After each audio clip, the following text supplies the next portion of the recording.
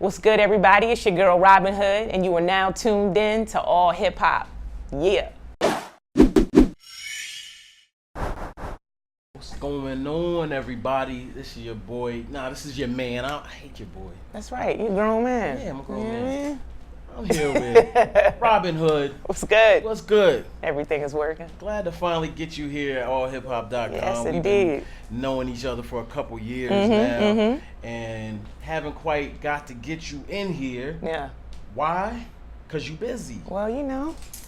Okay, but why are you busy? Because I'm not going. I'm not waiting to the middle or the end of the interview to Right, to we're going to get right to it. Yeah. Working on a couple of projects. I'm back in the city. You know, I'm bi-coastal now between, you know, New York and LA. So working on a new film, shooting in Brooklyn. Yeah. And yeah, just be on the lookout for it. It's called The Sun Is Also a Star. Okay. By Nicola Yoon, and it stars Yara Shahidi.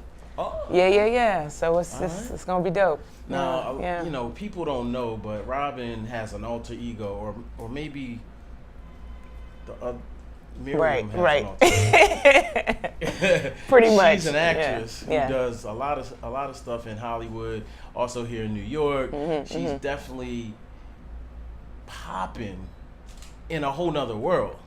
So let's trying to. Are you for cool sure. with that? Or like, for sure. Yeah, definitely. So I just want to know, first of all, like, what makes you want to rhyme when you have this whole other existence that to us in hip hop we like? Well, you go from hip hop to Hollywood. Now you going kind of back and forth. I mean, it's crazy. Like, I actually started writing music when I came out of graduate school. I think I told you before. I went to Yale to get my master's in acting, and I do a lot of Shakespeare, a lot of classical theater. So I love prose, I love verse.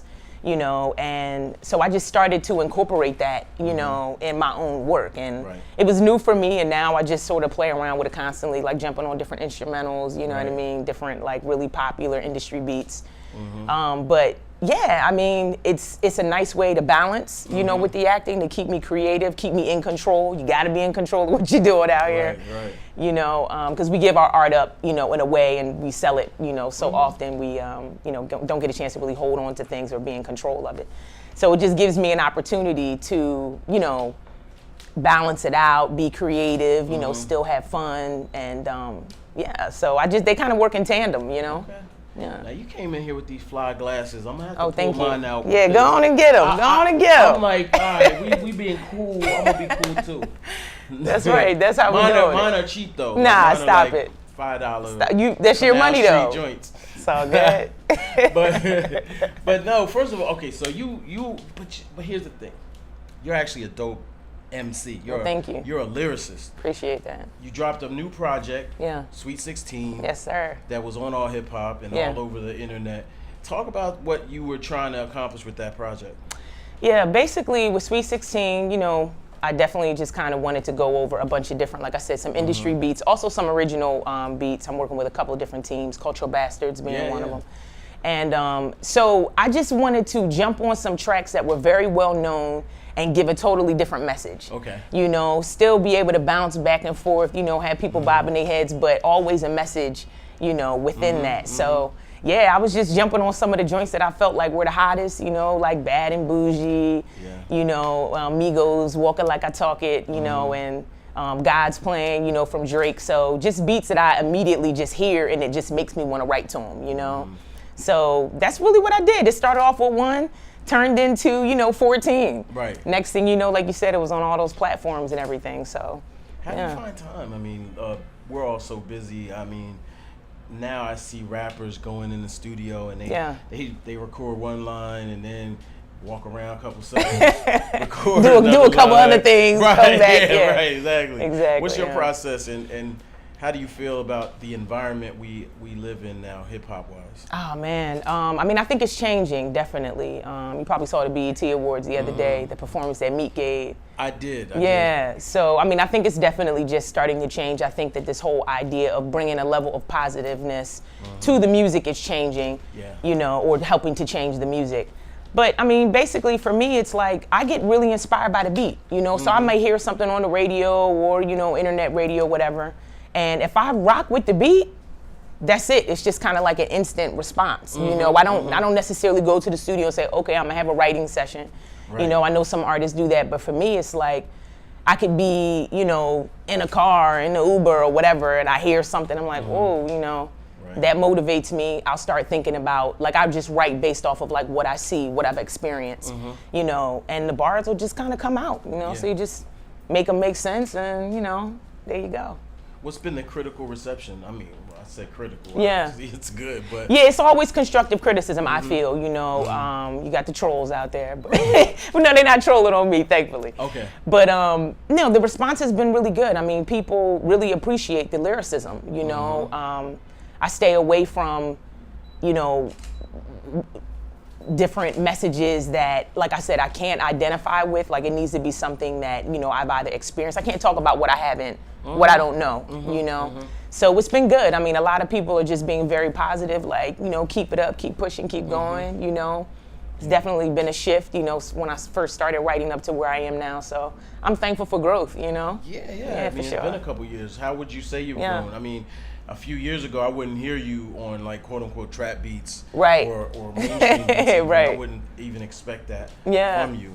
Well, like you said, music is changing, and I think you have to stay relevant, you know, stay on top of what's coming out. What are people listening to, and like, why are they listening to it? You know, what's the reason? And you got to be strategic, you know. So my thing is, all right, you know, if I want to, you know, get the masses behind me, or just even listening, then you know, you got to tune into their ear, and you know, I call it just make sense of your situation. You know what I mean? So you know, we've seen a lot of actors go back and forth in hip hop. There's the obvious ones. There's, you know, your LLs and your Will Smith. Your Will Smith, Philly. Then, right, Philly. We'll talk about Philly. Yes, sir. And then, like, earlier this year, we saw, oh man, I cannot think of her name, but from Black Panther. Oh yeah, Lupita. Yeah. Lupita. No, well, Leticia. Well, we'll talk about Lupita. We'll talk about Lupita. Okay. Leticia Wright. Right, Shuri. Shuri. Yeah. But she comes off. You know, she freestyles. She likes to freestyle. Right. Yeah. So that's what I'm saying. It keeps you creative. She's on set and she's in between takes. You know, and I don't know if, for those of you who haven't been on set, sometimes it's like they kind of pay you to wait. You know what I mean? You love doing what you do, so it was like that don't really have to cost me, but. You know, you're waiting long, you know, times, whether you're getting your makeup done and you're just, you know, again, in between takes, just sitting in your trailer or, you know, sitting on set, just waiting. So how do you keep your energy flowing? How do you stay, you know, alive and ready to go? You know, you're acting with people like Angela Bassett. You got to be ready, you know? That's crazy. So, but yeah, she likes to do that, so why not, you know? Dope. Yeah. So speaking of Black Panther, when Lupita was busting that rhyme earlier this year, everybody was going, you know, for sure. They were getting live and hype and all that, but they didn't know, most people, now she said it, but I don't know if everybody caught it, but you ghost wrote that. How was it? I mean, did you feel like you got the credit? I mean, you know, and again, no disrespect to Lupita, for sure. Lupita showed me love. I mean, she's a dear friend of mine, you know, we went to Yale together. So, you know, actually, like, I approached her about the song, you know, I had wrote it with this other guy. And so basically he had entitled it, you know, King Warrior Scholar. He asked me to jump on. Okay. And so I knew it was Black Panther themed. And so after I wrote my part and it was recorded, I sent it to her like, you know, check this out. Right. And she just responded, you know, she was like, fire, you know, now what? And you did jump on it. You know, definitely. Yes, exactly. So I wrote her portion and then Leticia heard it. She, you know, was like, I want to do something. So she wrote her portion and then I wrote my portion at the end as well. But I mean, it went viral, you know, crazy support, love, and every single time she, you know, definitely shouted me out, and a lot of people reposted. Everybody didn't tag me properly, but you know, it's all good. I know we did. Yes, you did. Yes, you did. That's why you gotta have good friends. That's right. Loyalty. Exactly. Yeah. You're a smart rapper. Like we are not. It's been a long time. Since we had a smart rapper? I'm not one to call people dumb because a lot of people project things and they're not really dumb. So I'll acknowledge that. But you're an openly smart rapper. Thank you. I received that. Yeah. How was it for you? I mean, coming out of Philly, going to Yale, et cetera, et cetera. Were you were you showing that side of you there, or? You know, I did this one commercial right before I went into grad school, and it was for Boost Mobile. Okay. Actually, and it was Eve was in the commercial. Like it kind of focused on her. I don't know if you remember these, but they did one for Fat Joe. They were just doing, you know, Boost Mobile had, I guess, some relationships with a couple different artists, and so they did these commercials, and I was playing this young MC that when Eve was very little, she saw on the corner and she got inspired to rap. Okay. So I had that audition, you know, I've been acting, you know, for a couple years, and so I went into the audition and like I saw what they wrote for the rap, and I was like, this is kind of lame, you know, but I wasn't writing myself. I just, you know, my agents thought, you know, I could rap because I was black, probably, you know. Right. But I'm glad they did. Okay. But so anyway, I ended up just kind of like freestyling a little something in the audition. I got a call back, and then I got real serious about it. I said, let me actually write, you know, something where a kid could be inspired and want to actually be an MC. So that was like the first and only time really that I had wrote anything in terms of it being like a rap or just trying to, you know, just doing anything musically inclined. Okay. And then, you know, I kind of put it to the side, and I got a lot of love for that commercial, you know.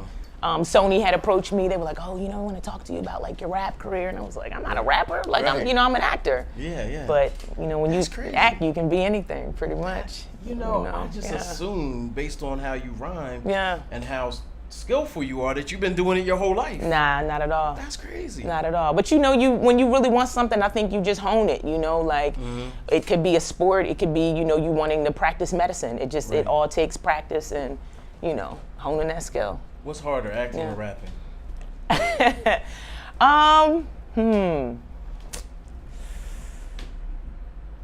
Maybe rapping. No, actually, you know, it's really hard to say. Rapping, of course, with music, you're sharing your music with people, you know, and you want to get like positive reception, you know, from that. So in that way, I feel like maybe it's a little bit more judgmental. Like your music is judged a little bit differently, or like your lyrics. With acting, I just feel like actually, so in this way, probably physically and emotionally, acting is probably a bit more challenging because you really have to be a vessel.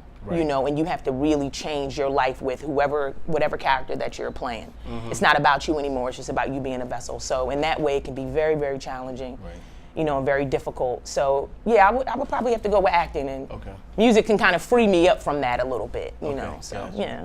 So we're in One World Studios. That's a good question. Okay. We're in One World Studios, and my man, DJ Boy Wonder, we went to see a movie. I won't name the movie. Okay. And we saw a certain couple of rappers in the movie, and it was cringeworthy, to say the least. To say the least. Okay. What do you see when you see those actors, those rapper actors or rappers aspiring?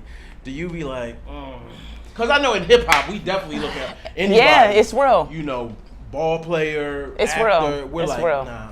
Nah, he didn't make the cut. Nah. Right. I mean, you know, you want to give everybody a salute, you know, if they're trying to just venture out new endeavors, you know, so on and so forth. But sometimes it can be, you know, like you said, cringeworthy, and it's just like, geez, you know, they could really get somebody who can really do this thing. But, you know, sometimes I think that that's for the audience, you know, it's like, oh, we just want to make sure that we're going to have viewers. So we're going to put whoever in this because he has X amount of followers and, you know, fans and so on and so forth. So yeah, sometimes it's disheartening, but, you know. What advice? Let's give them advice. What advice would you give them? I mean, this is not just rappers. Anybody want to act? What would you say? I mean, I think it depends on what you want to go into. You know, if you want to focus more on theater, or if you want to focus more on TV, film. Either way, I think, you know, enroll in some kind of course or class, you know, where you find the instructor to be reputable, so that you can learn with the tools and techniques that you really need to have in front of a camera, so you feel comfortable. You can, you know, speak the truth of the text. I'm being very like actor nerdy right now. I was like, what's that? I'm like, speak the truth of the text. Right. But yeah, you know, enroll in some kind of a course. You know, you just want some proper direction. Okay. You know, and then people, if you have agents or managers behind you, people that are helping to steer you. You know, I do a lot of voiceover work, and when I started doing voiceover work in LA, one of my agents was like, you know, I think you should, you know, you might want to take like, you know, like a class as it pertains to, you know, animation. And I was like, wow, that's, you know, I hadn't done that before, you know, so it made sense. And I said, wow, this is just going to better my chances, you know, to get the job, and we're both eating. Yeah. What class is that, sir? You know. Right. So.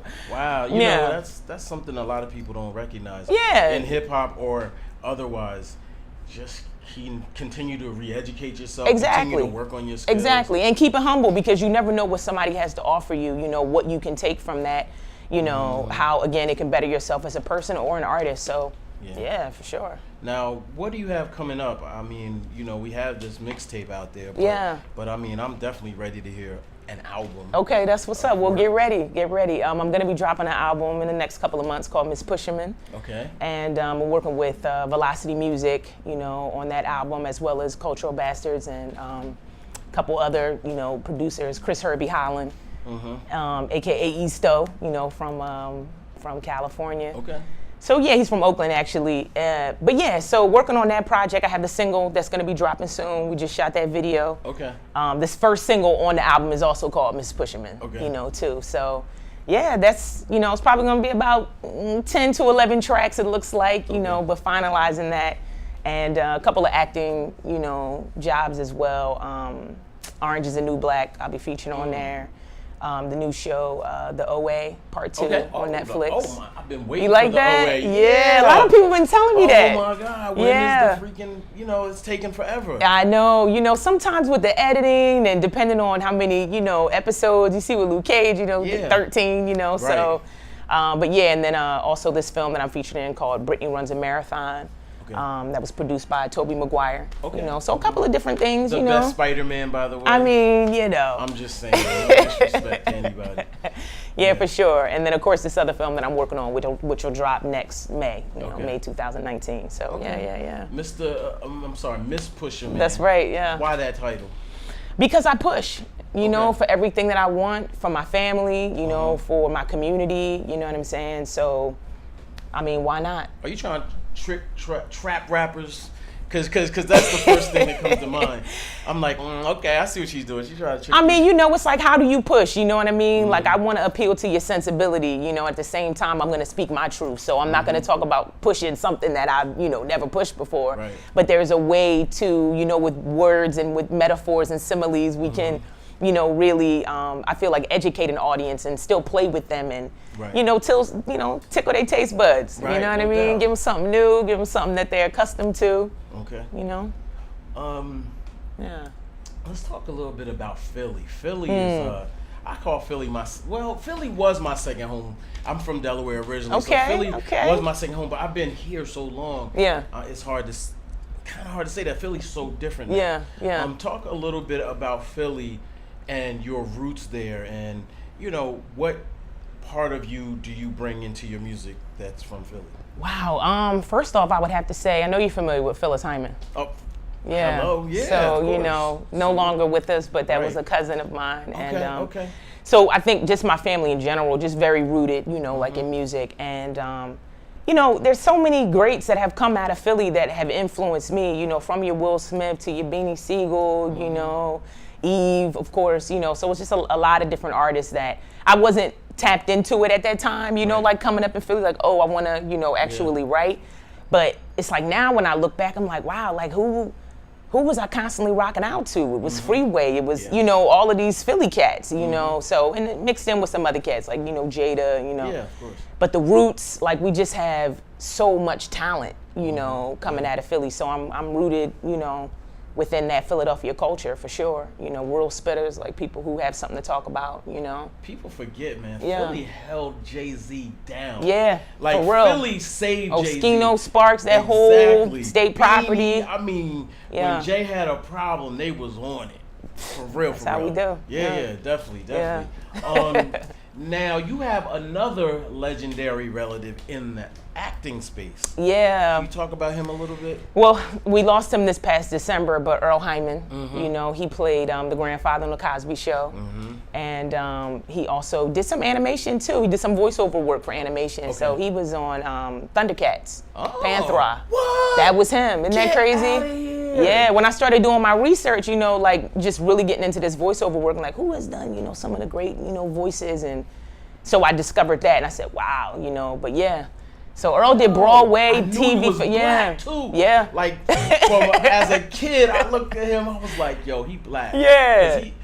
I mean, gorgeous voice. Right. Just a really beautiful instrument, you know, that he possessed. And, you know, like I said, we lost him this past December. I mean, blessings. I mean, yeah, for sure. Thank you. It's like the roots run so deep. They run deep. So it's like they got the music with Phyllis, you know, got the acting with Earl. It's just, you know, it's destined. It's just, you know, greatness. True. So what's your dream role acting-wise? You know The Long Kiss Goodnight? Yep. Okay. Gina Davis in that film, I thought was, first of all, I just thought it was a dope film, you know, Samuel Jackson.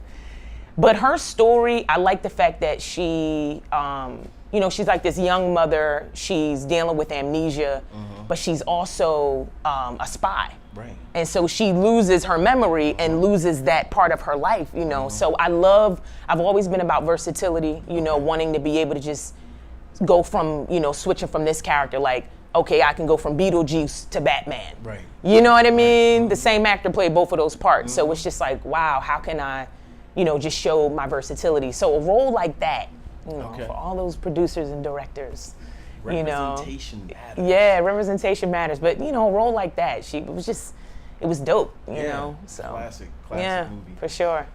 Do you feel a part of the new wave of black excellence in Hollywood? Yeah, most definitely. Talk about how what's the vibe? I mean, from the outside looking in, it almost makes you want to be a part of it. Yeah, why not? Yeah, definitely. I mean, it's just Lena Wyeth, you know, there's just so much like positivity that's pumping out. I mean, she's just one of many, but you know, you probably saw this Netflix commercial that they just kind of they're putting out on social media and everything. And it's just dope because, you know, we need to see ourselves reflected, you know, on television, in commercials. And I don't think we see it enough, but I feel like there are definitely steps towards, you know, really just giving us those opportunities. And I think with Black Panther, with those numbers that came in, it's just like, I mean, why not?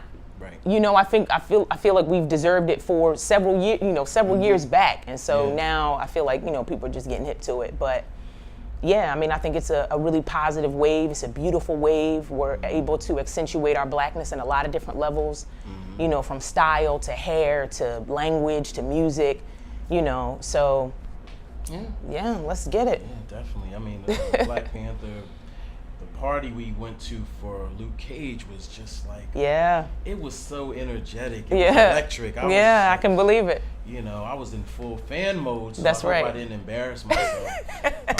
Even if you did, it's all good. It was love in the room, I'm sure. It was definitely all love. Yeah. Definitely all love. And it was a wonderful mix of hip hop and acting.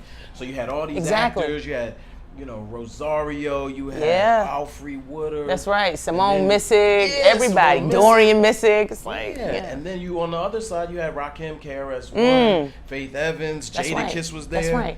It was just, and it's great, you know, a lot of these shows, it's also another platform and an opportunity for musicians to showcase their music. You know, so the She Gotta Have It's, all of these TV shows, they're constantly looking for artists, you know, where they're just like, look, we want to help promote original material, or just, you know, it gets featured. I think it was Mobb Deep came on the first episode for Luke Cage. Did they? Yeah. Yeah. Oh, yeah. It's so long since I saw it. I mean, know, he done finished the season for the rest of us. No, I had an early screening, so well, there you go. You got blessed early. Like weeks ago. You got blessed early. Yeah. Okay. All right. Yeah, for sure. But I mean, that was a huge salute to Prodigy. Yeah, like, definitely. You know, I miss that brother for real. Definitely. Yeah. I actually went through all hip hop's archives, and I looked at how many times we've interviewed Mobb Deep and Prodigy, and I was like, yo, that's crazy. That's love. So on that note, what's your top 5 dead or alive?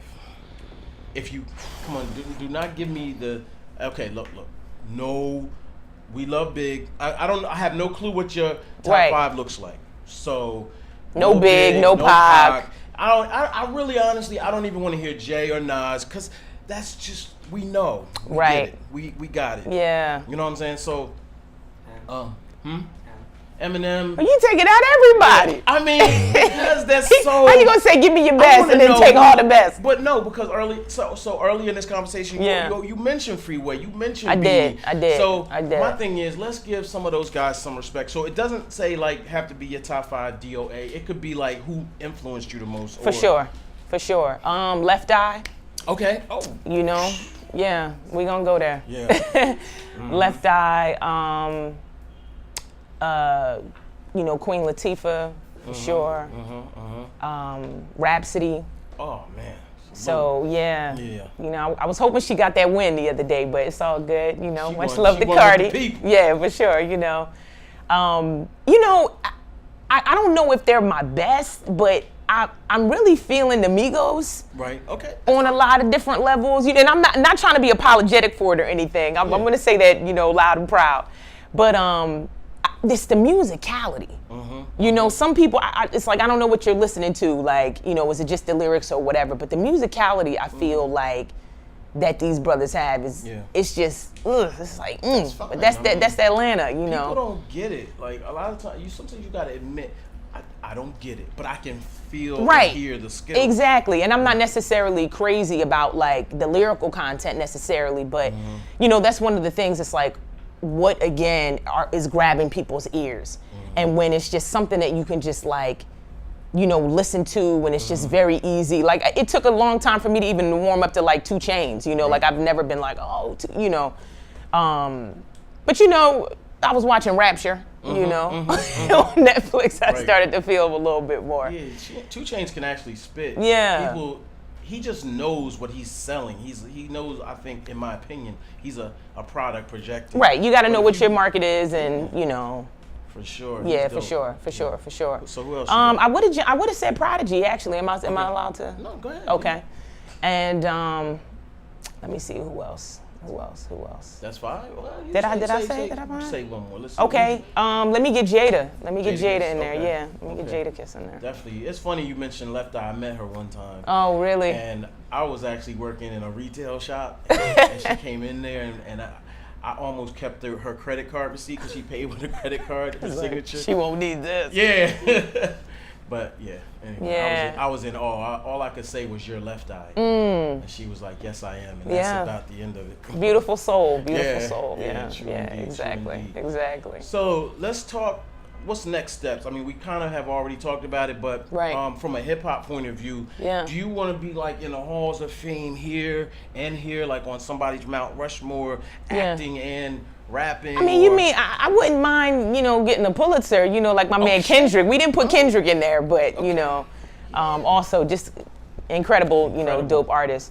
But yeah, I mean, I just feel like I want to touch as many individuals, as I can in as many ways as I can. Right. So whether that's, influencing people with the acting or influencing people with the music, I've never been crazy about accolades. I feel like they come, it's more about putting that work in, taking whatever negative energy you've experienced and churning it into, to some positive butter, So, yeah, I mean, I feel like you are going to influence whether you like it or not, because people look up to you, whether you're doing positive work or negative work. So it's just a matter of, I just want to continue to create, you know what I mean, so that I can really serve the masses. Okay.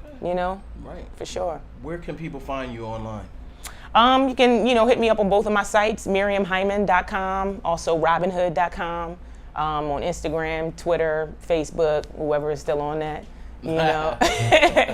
Robyn Hood Music, ROBYNHOODMUIC.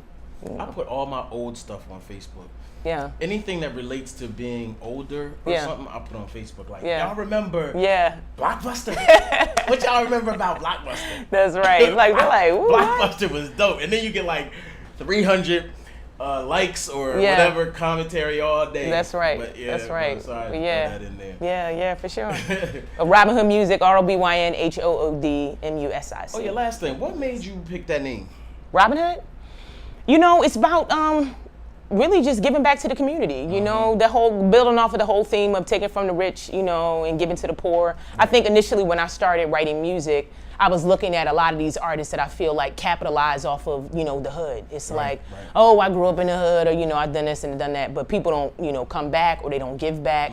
You know, the hood still looks the same way that it did, you know, 15, you know, 20 years ago, or whatever. So, you know, just wanting to just sort of switch that up, you know what I mean? It's like, look, you can excel and grow and everything, but at some point you got to give back, because this is how, you know, you were even able to get the love. Yeah. You know, so everybody knows it starts in the hood. Most rappers be like, I'm robbing hoods. Right, exactly. Not robbing for the hood. Right, you know, right. I didn't want to put you in that category. She's positive, y'all. She's conscious, y'all. Because I just want people to like you. Oh, yeah, for sure, for sure. You know, we do too much of that categorizing of artists, and that's why I love your project. Thank you so much. Because it doesn't like, I'm conscious. Yeah, and I don't need to hit you over the head with it. I mean, again, you'll hear it, you know, within the bars, you know, and then you can make your choice, you know. But most people, you know, regardless of kind of like what their focus has been or the kind of genre of music that they listen to, it's like they've had to show love, you know. It's like,